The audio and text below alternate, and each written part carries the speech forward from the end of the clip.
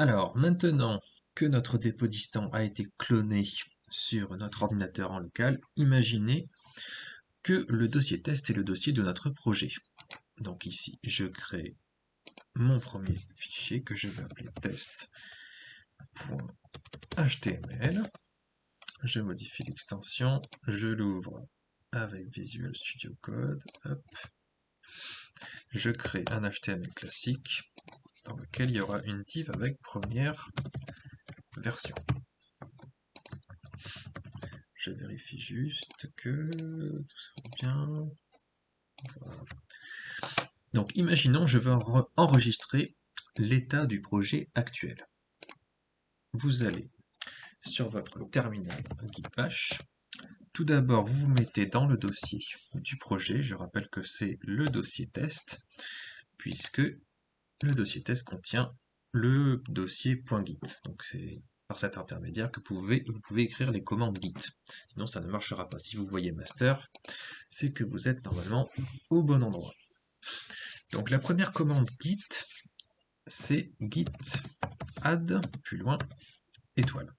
Alors qu'est-ce que fait cette commande? On a l'impression qu'il ne s'est rien passé, et pourtant, on a enregistré dans une liste temporaire toutes les modifications qui ont eu lieu dans le dossier test.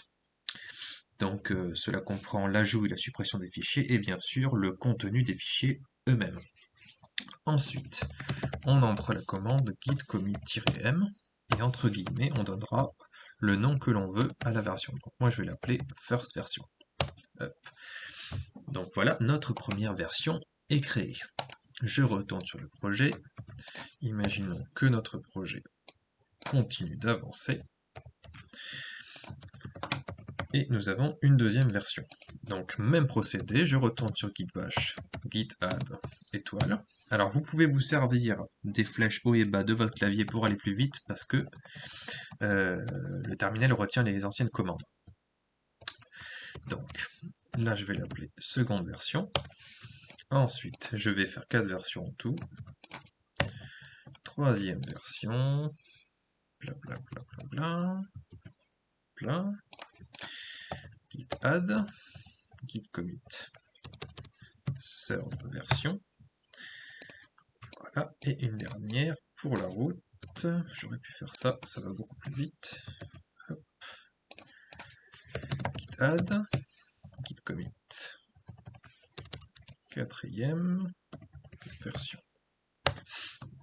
Voilà, donc nos versions ont été enregistrées. Alors, imaginons maintenant, je veux revenir à la deuxième version. En effet, la quatrième version, actuellement, elle ne me convient pas. Donc tout d'abord, pour afficher les versions qui ont été enregistrées,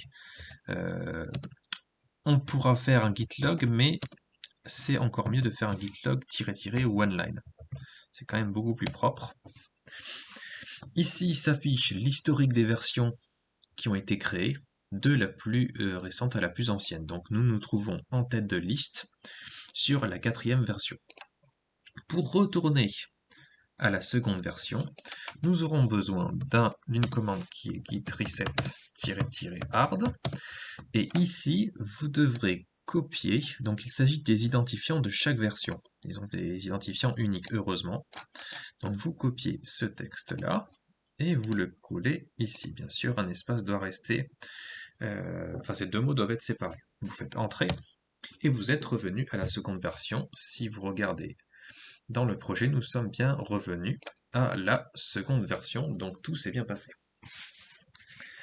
Alors imaginons maintenant, et bien finalement la quatrième version, c'était celle que je voulais. Alors vous avez deux choix, soit vous faites un CTRL-Z et puis vous revenez exactement là où vous en êtes et vous refaites un commit, donc refaire une nouvelle version 4, soit vous avez la possibilité d'afficher grâce à git reflog l'historique de toutes les manipulations qui ont eu lieu. En effet, on vient de revenir à la seconde version. Donc si je veux revenir à la version numéro 4, je peux faire un git reset-hard et je viens recopier cet identifiant ici. Alors on aurait pu le faire comme ça aussi avec gitlog, mais je suis repassé par gitlog pour vous montrer une autre commande. Copier,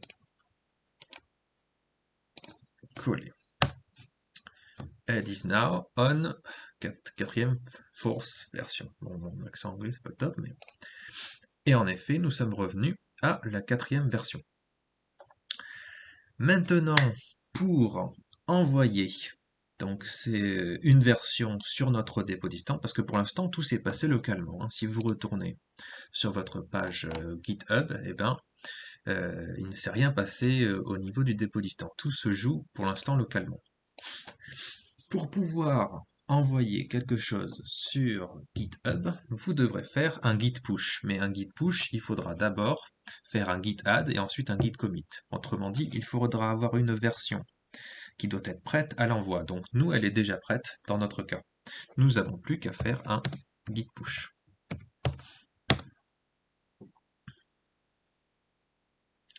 Donc voilà, notre version a bien été envoyée. Maintenant, si nous rafraîchissons ici la page, nous pouvons voir que nous sommes sur la 4e version et que nous avons 4 commits, donc nos 4 versions. Si on clique ici, nous avons le listing de versions avec chaque fois la possibilité d'aller voir ce que contient chaque version.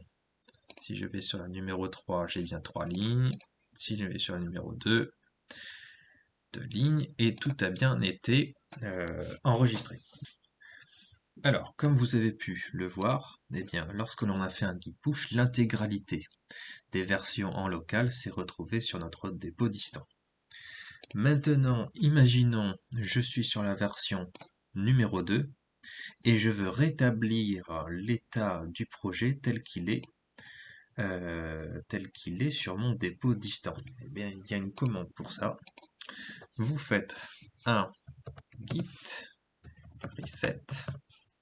Alors, git reset, plus loin, -hard, origine /master. Alors, pourquoi origine master? Eh bien, parce que GitHub fonctionne avec un système de branches. Alors, il faudra que je l'explique dans une autre vidéo.